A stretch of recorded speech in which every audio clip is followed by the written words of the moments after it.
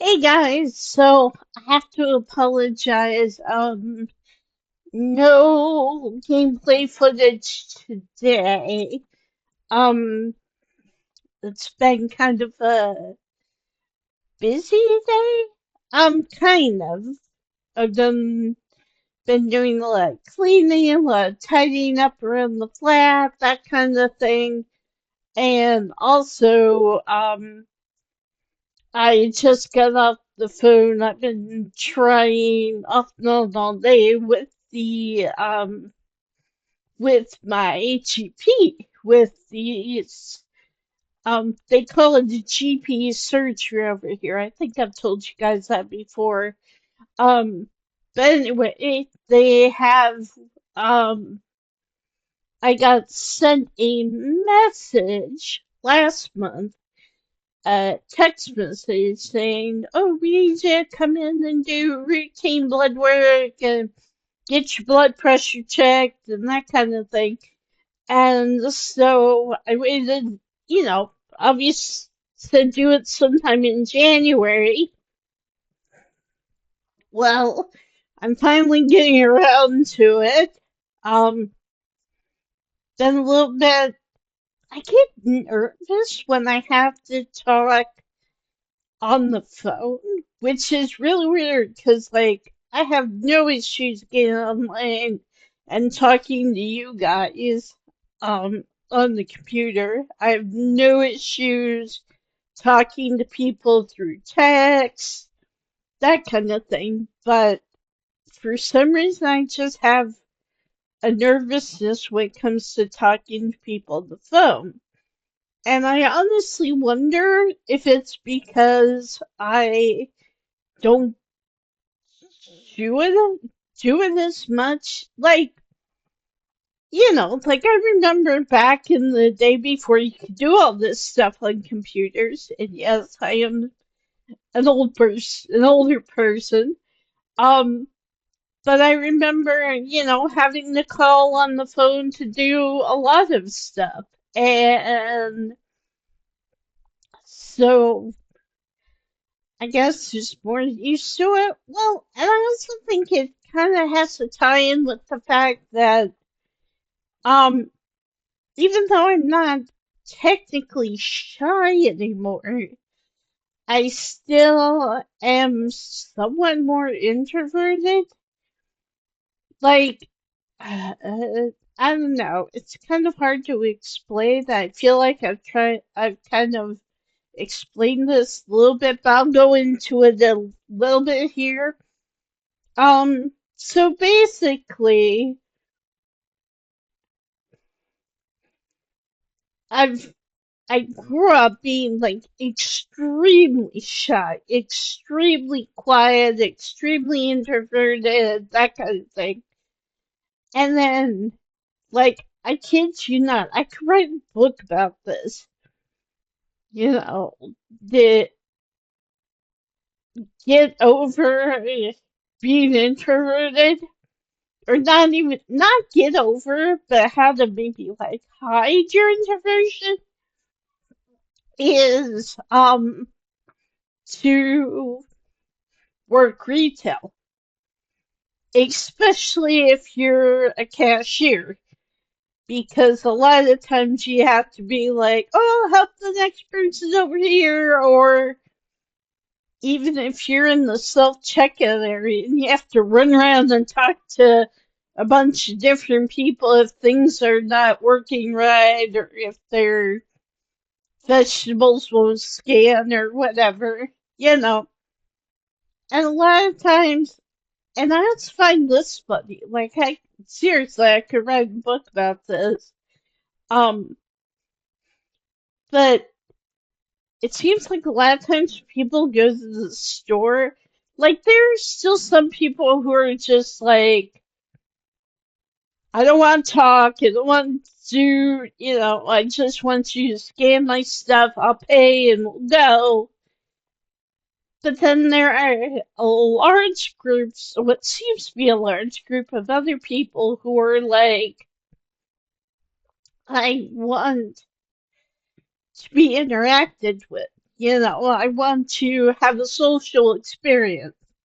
I want to be able to talk to my cashier or whoever is serving me or whatever. And like in some cases, it can be kind of a power trip, I think. It's like, oh, you have to stand here and serve me, so I'm gonna hold you captive. But then I think a lot of times people are just social or extroverted enough to where they're like, hey, we're here together, we're forced to interact with each other, let's make it pleasant. And those people I don't mind. Like, I don't mind if people talk, or if they let me talk. If it's a proper conversation, I don't really mind. Heck, I don't even really mind if somebody talks at me for a while. As long as they're not being judgy or saying, no, maybe, well, why are you wearing that to work? What's wrong with your face? Whatever kind of thing. Um, but yeah, but I tell you one thing, working retail, especially, like, I remember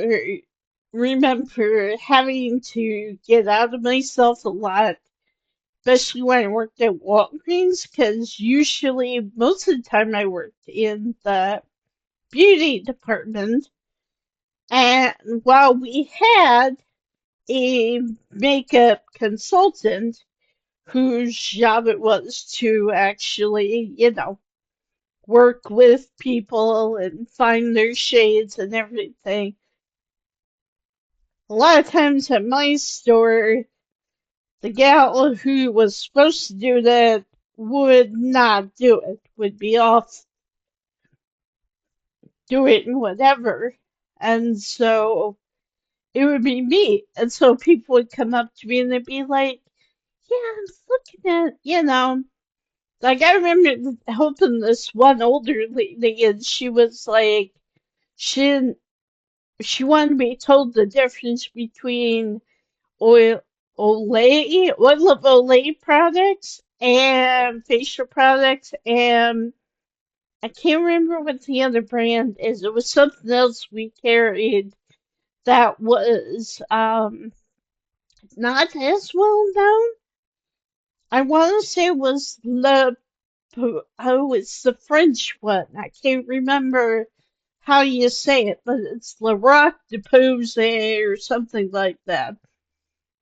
And so she was asking me for help, and the gal who was beauty consultant was either off in the day or nowhere around, and so I did my best to help her. I also remember a couple times, um, ladies would come in and they would hand me a lipstick tube and it would be all worn out. You couldn't tell what brand it was or anything. And yeah, and she'd be like, yeah, this finally got used up, and you have, and a lot of times we wouldn't have the exact brand or lipstick shade. But I remember this one lady came in, she didn't even know what brand her lipstick was, which is fine.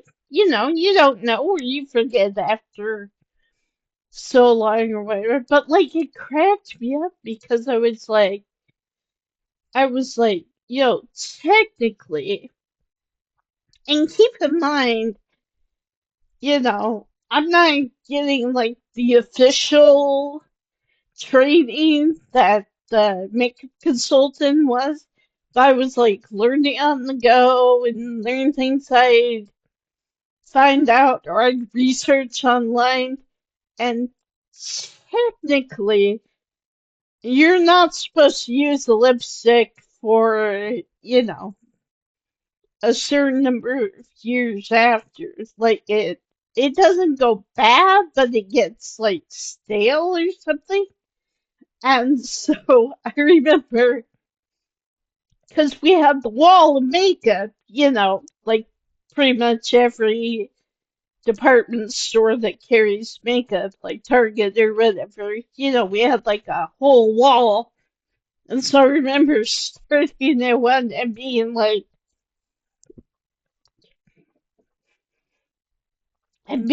well, it kind of looks like this.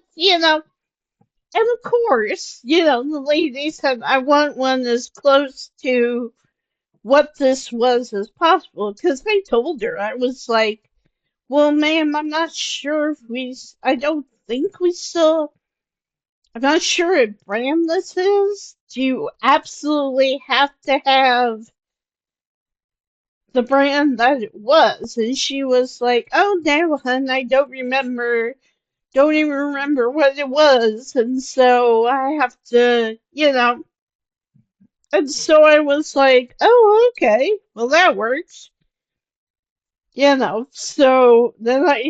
then that almost made it harder because then all I got was like color, and she had like a little bit left. There was enough to be able to tell like what color it was, but like all the stickers were gone from the tube, and you couldn't even really tell like what, like L'Oreal, at least the brand of lipstick that we carried at Walgreens were all in like a little gold tube. And I don't remember if hers was gold, but all like worn down so it didn't look gold, or if it was more of a brown tube. And so it's like I started at one end and I had to go by color.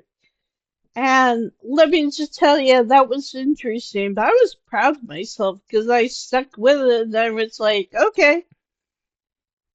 I found her the closest matching shade. I went to her, I said, take a look at this, see if it's what you want. You can even, because we had like a little testing station and we had, little Q-tips. I said you could swipe a little bit of the lipstick off on the Q-tips, see if that looks right to you. And I think she eventually bought lipstick. And it made me feel proud because, well, the other kind of bad thing is that only the beauty consultant would get like points or however it was that we did that, or maybe got a cut of the sale or something like that.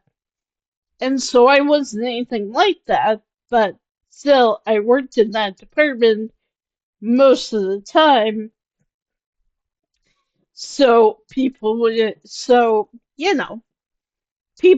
to know me and people got to be like, oh, she's over there, she'll help me, or whatever.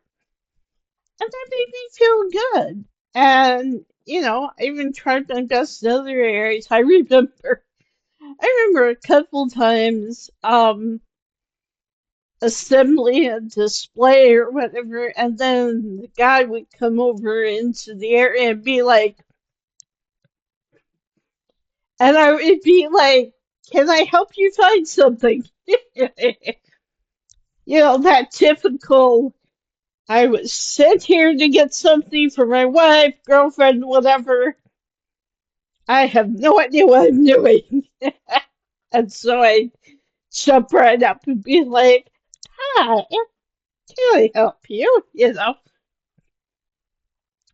was very proud of myself. I still am very proud of myself for how I conquered that and how like I said, how I got to the point where I was like, I'm gonna be bold, I'm gonna be brave, I'm gonna call people. I mean, the times that I would call people, I would see a line at the front register and I would be like, I can help you over here. You know, old me, you know, shy me would not have done that. Shy me would have just been like, eh, I'm not gonna speak up, you know. And it's kind of it's kind of weird. It's kind of like so. It's kind of I think I'm still introverted. Like I still prefer my time to myself. I'm not so much I'm not so much a I don't get refilled on my energy by being in a large crowd, being around a bunch of people, I can't hold the attention of everyone in the room with my funny stories or whatever. But I do have funny stories that I will tell every once in a while, you know. But oh, and it tied a thumbs up. But yeah, so that was my thing. I don't know. I've never really liked talking on the phone to people, especially when it comes to like making an appointment or whatever. And I had to call my GP and make an appointment because I got my prescriptions, but I did not get to talk to the doctor or consult with her or anything like that because I missed my appointment and I had to go back. And fortunately, they were very kind and compassionate and willing to submit a refill for me. Um, but they sent me a text message saying, "Hey, I would like to get my blood, says your GP would like you to make an appointment, get blood work done, get your blood pressure checked, that kind of thing." And so I've been kind of holding off on doing that. I don't know. And I guess I'm still a little shy because, like this past week, Keith took a couple extra days off work, which is fine, but I always get nervous about, especially being on the phone in front of other people.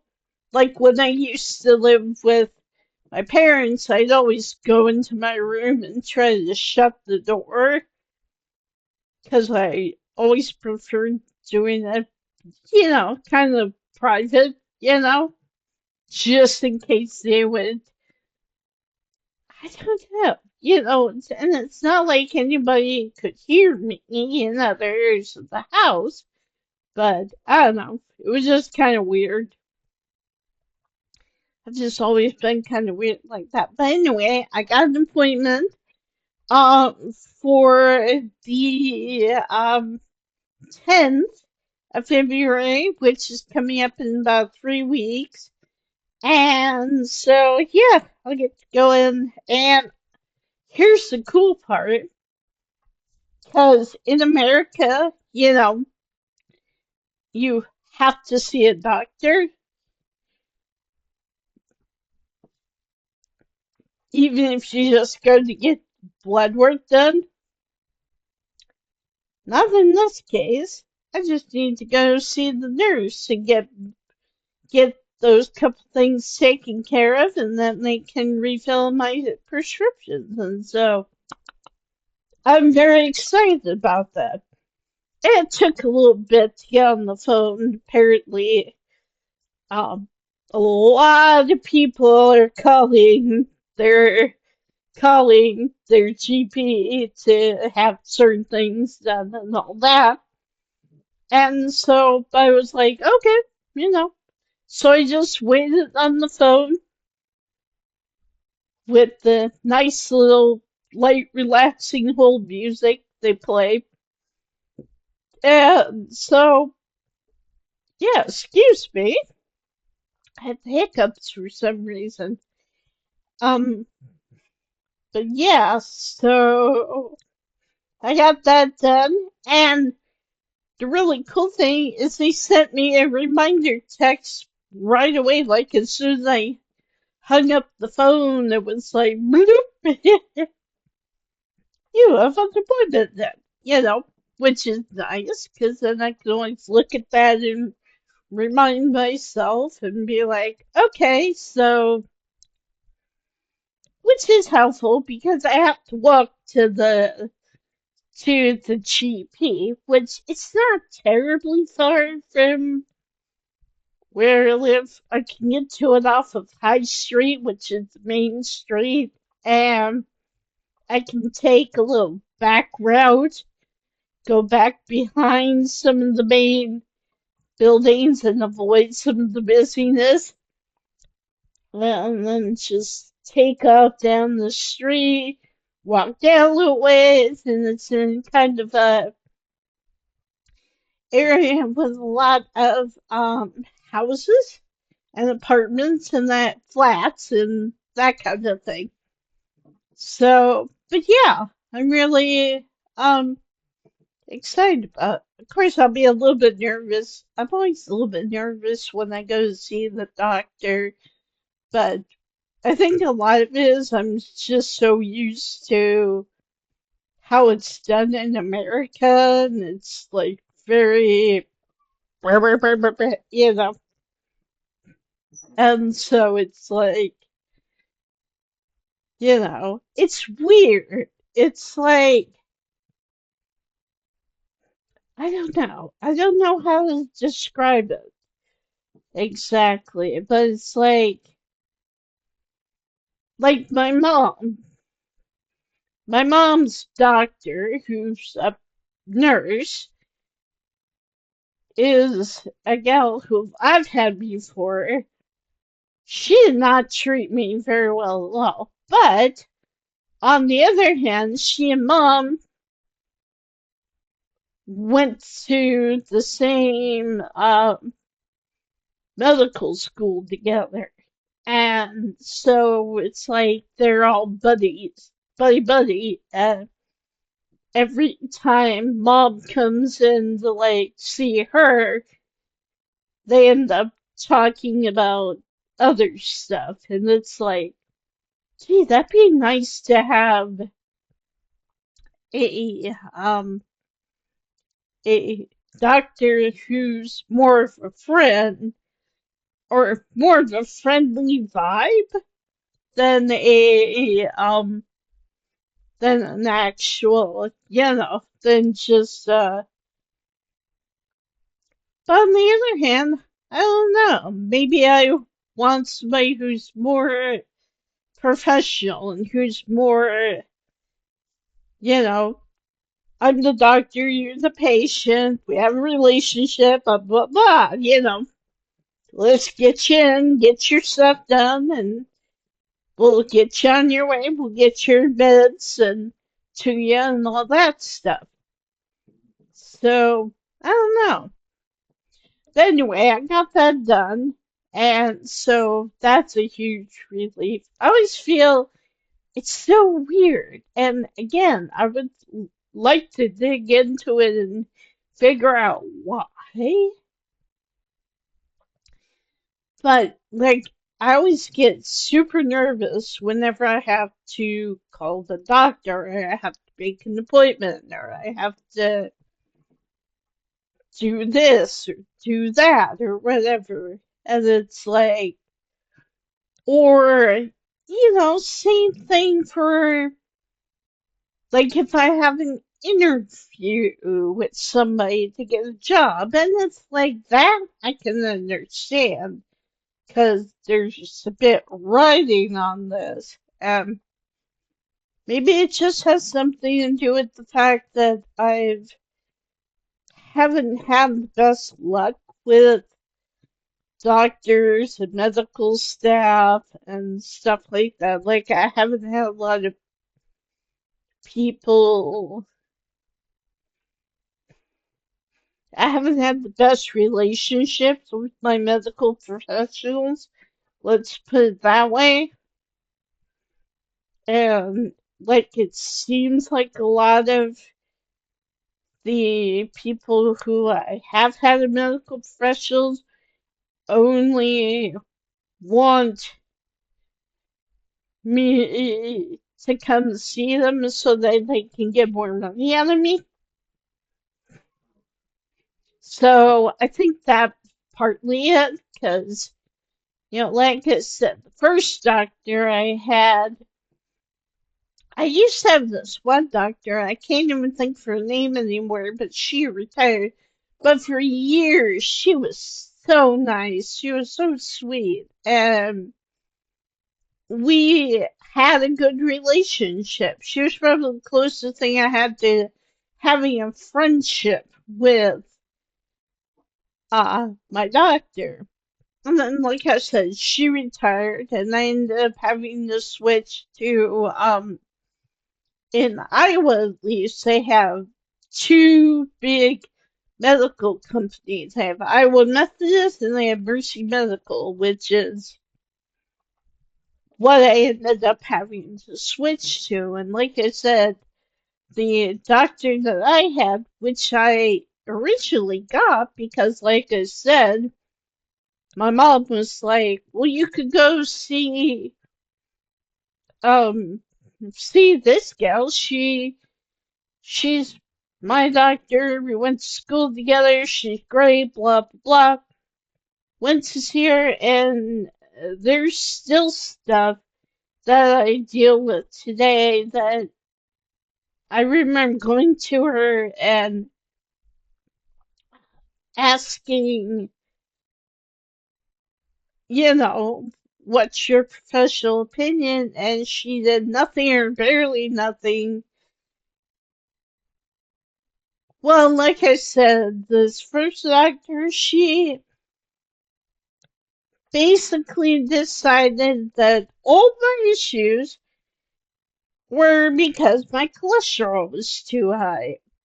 And granted, my cholesterol is probably too high. I do tend to eat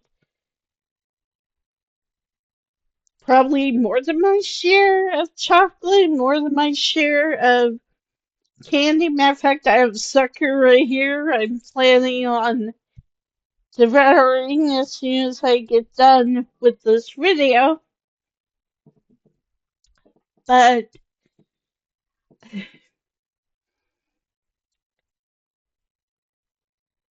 again, and like I said, a lot of my um I think my high cholesterol is genetic because it seems to be high unless I'm on like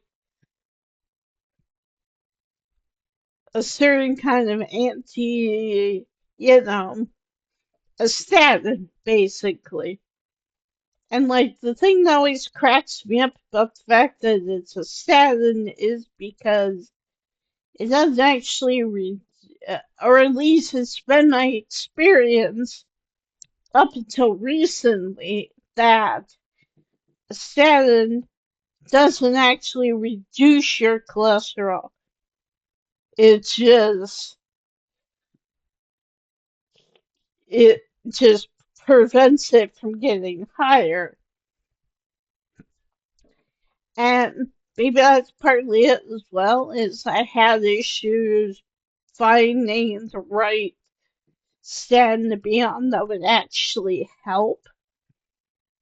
And I mean also, there were times in my life where I was eating the healthiest and I was eating a lot more fast food, a lot more junk food, that kind of thing. So that didn't help. But at the same time, it's like instead of working me, like I remember, this gal put me on a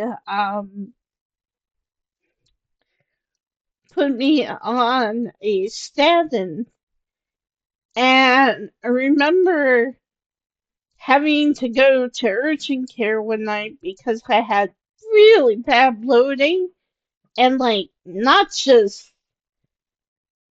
really bad gassy pains and stuff, and like my stomach and abdomen were like really bloated.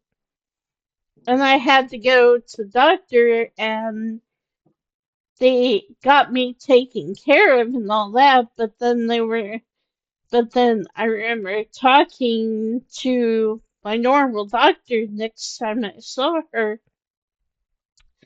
and she was just like, oh, well, she like didn't even listen to me. She just refused to believe that, like I told her the side effects. I even looked it up, and it said that there was a chance of getting these side effects. And so I was like, do you think maybe we should switch my, um, she didn't even answer me. She just, and then the next thing I know, the next time I go to fill my prescription, she's got me on the same medication, but higher dosage.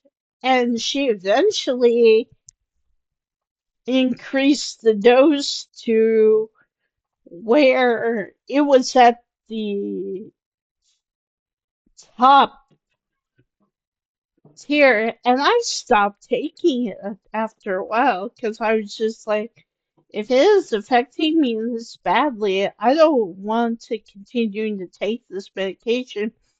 She wouldn't listen to me. And so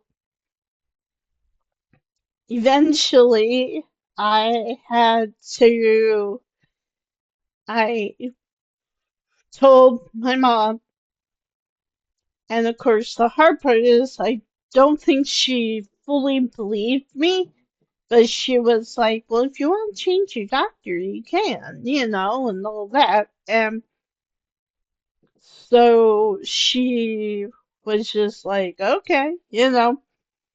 And so then I changed my doctor. And the nice thing about the next doctor is she was a lot closer.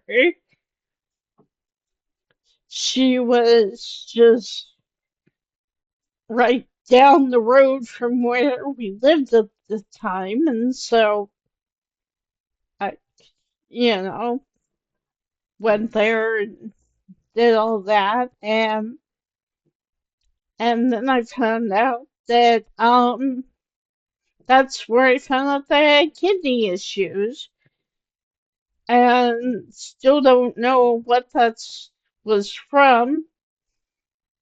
But yeah, so that's the start of my whole kidney, and that's where I was going when I was working at Casey's. Was I was working at, going to see this one gal whose office was closer. But the other thing I found really weird is like on my first visit to her, she was like, well, what made you change doctors? What made you?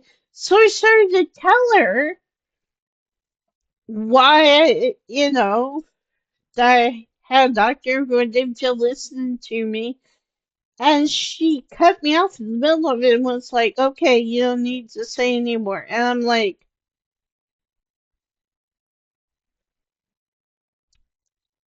why? Is it because if I keep saying stuff, you're gonna need to call and report, because I assume, I mean, like I said, there were a couple times when I first doctor out of the three that I got in rapid succession that I was like, okay, you know.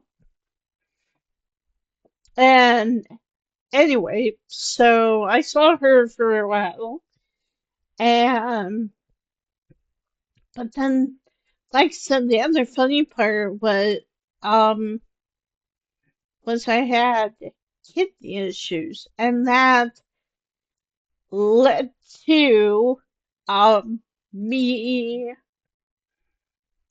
being rejected for like for years and years and years. I went to United Healthcare, yes, the same company where the CEO was unalived, and but what I found interesting for years, like they had on their website, they had like normal long-term insurance, and then they would have like what they call short-term insurance or in-between insurance. And the nice thing about that is I would just go on and get like 6 months or whatever of an insurance policy. Got to the point where I knew what to do by heart, and I was like, I'll get this one, but you know, knew what deductible I needed, knew what um, coverage I needed, and all that. And then for years, there was no problem. It's just, I would go online, apply, I would get the paper stuff in the mail like a few weeks later, and they'd be like, yeah, and I'd just pay my monthly premium. And then in about 6 months, we'd just go away, and then, but I'd just go online and do the other thing. Well, 2023, I went online, did the usual thing, and then got a rejection letter in the mail saying something about because of your kidney issues, we can't offer you health insurance. And so I was like, kidney issues?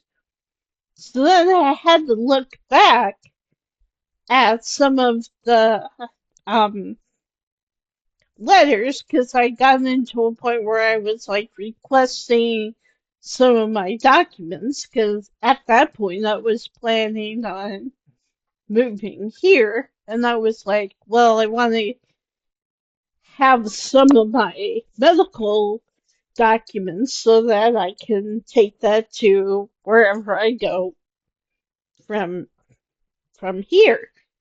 And so I was just like, okay, So I had to go back quite a few months, and then it mentioned something about kidney function, blah blah blah. And so at that point, I was like really mad because at that point, at least from my point of view, my doctor had been keeping stuff from me because she hadn't mentioned anything about the kidney issues. And so, and also keep in mind at this point, I was working at Casey and I was having issues with being allowed to go to the bathroom when I needed to because I was the only cashier until like we closed. And so,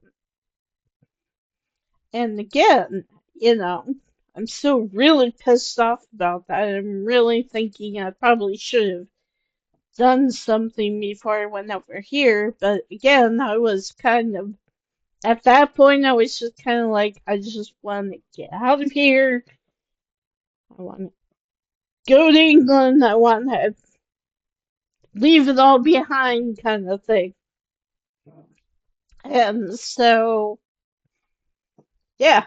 And now I'm over here, and I don't have to worry about it, as far as I'm aware.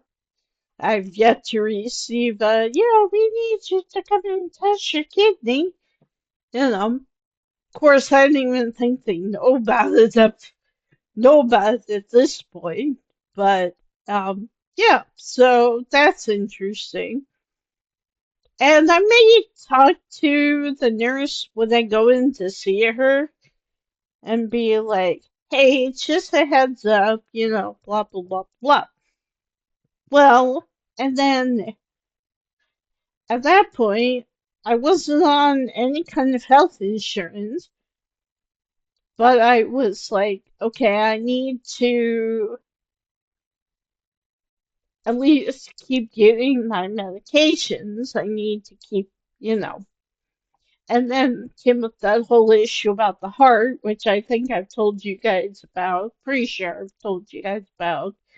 Um, where they thought I had a murmur.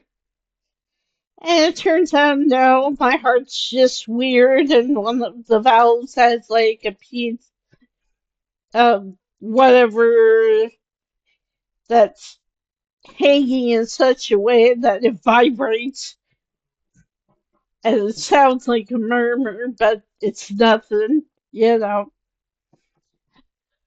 and stuff. So, anyway, so, but then I was talking to my dad, and he was like, why don't you go see the doctor I have? Her name's Elizabeth, and she's really, really good. And I have to say, out of the three of them, yeah, she was probably the best. Um, Dr. Elizabeth Gudgel, I think. Gudgel. But yeah, she was the best out of all three of them. But by that point, I was kind of really suspicious, you might say.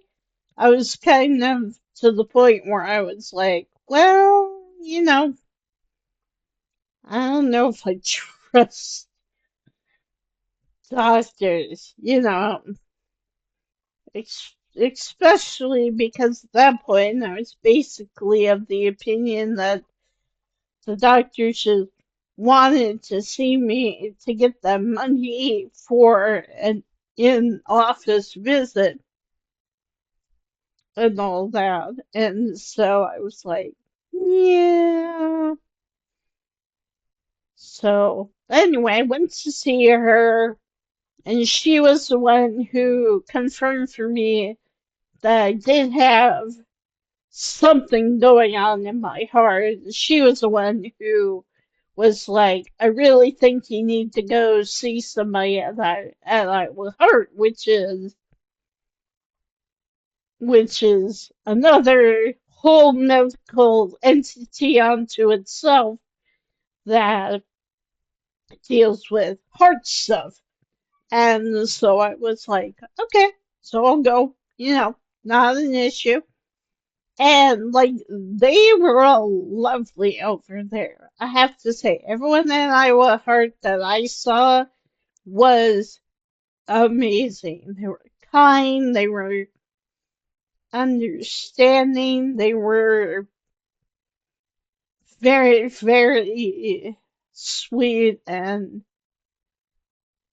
helped me a lot and stuff. And so and then those results came back, and like I said, it turns out that I just have this stretchy piece of skin or whatever that is just at the right position over one of the valves to every time it opens and closes, air goes through it and it vibrates.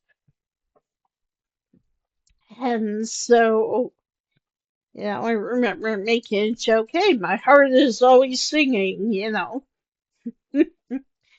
And so, yeah, so that's the story. But anyway,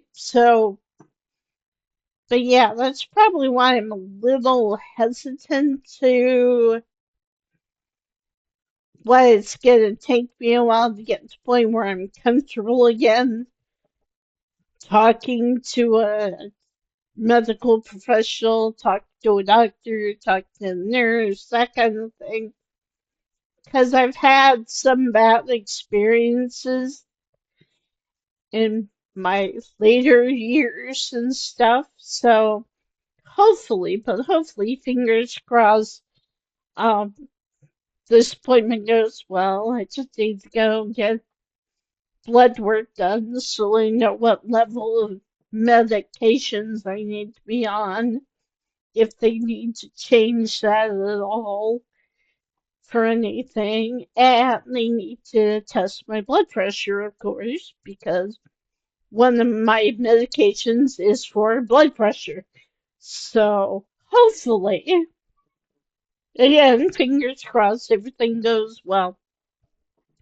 But yeah, I want to get on here and kind of explain to you guys what was going on. And again, I am so sorry that I haven't uploaded.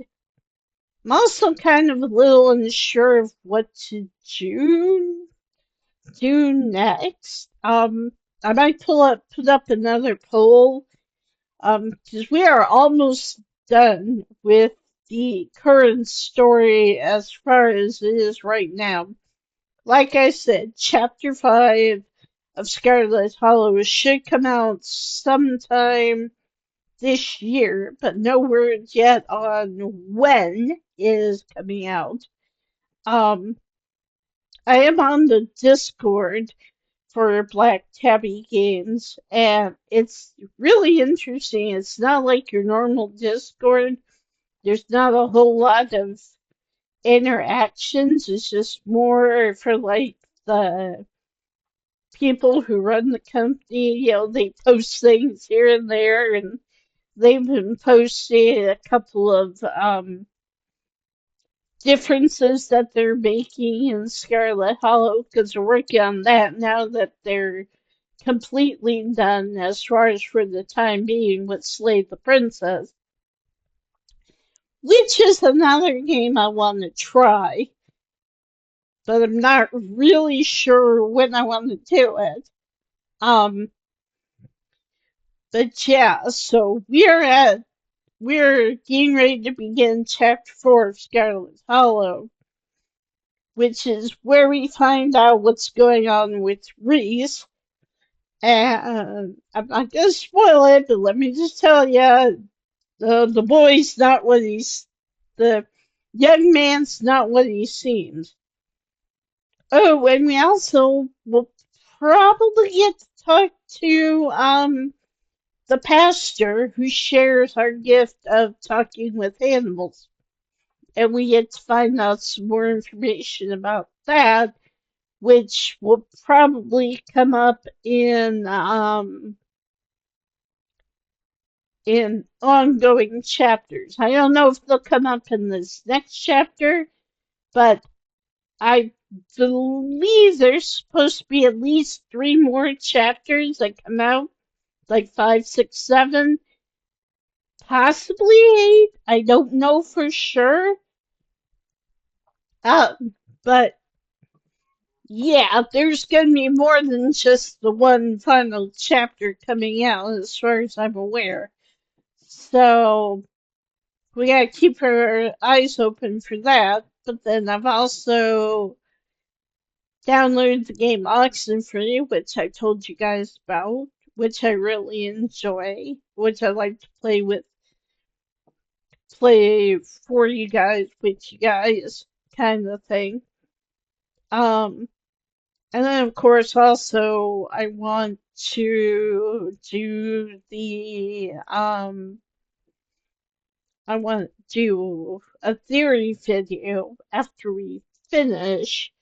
I might go ahead and do it after we finish chapter 4, just so we have kind of a in, interim, we have kind of like an intermission kind of in between the next chapter coming out, and that way y'all have something to think about and mull over and kind of contribute your theories if you played the game or you've watched other people play the game, um, or whatever. So, but yeah, so should be really interesting.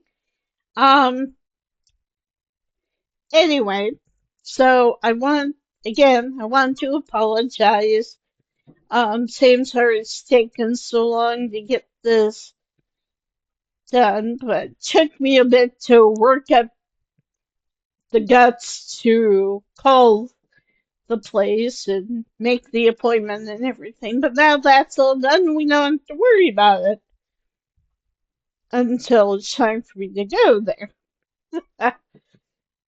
And then, of course, hopefully it's just go there and get the stuff done, blah, blah, blah, blah, blah, you're done. We'll let you know when your scripts are ready, kind of thing. So, anyway, but yeah, in the meantime, um, but yeah, just I wanted to come on and share with you guys, and I hope you guys don't mind that I kind of info dump on y'all. Um, but again, like I feel really comfortable doing that with you guys, and not like I'll share everything with you guys, but at the same time, I do kind of feel like I can trust you guys and that you guys won't be like weird about it or anything. Um, and yeah, like I said, a lot of it is just me and my issues and kind of the backlog of issues I had before with doctors, and that's kind of affecting my presence and my fear, so to speak, or I don't know what you would call it. Not really a phobia.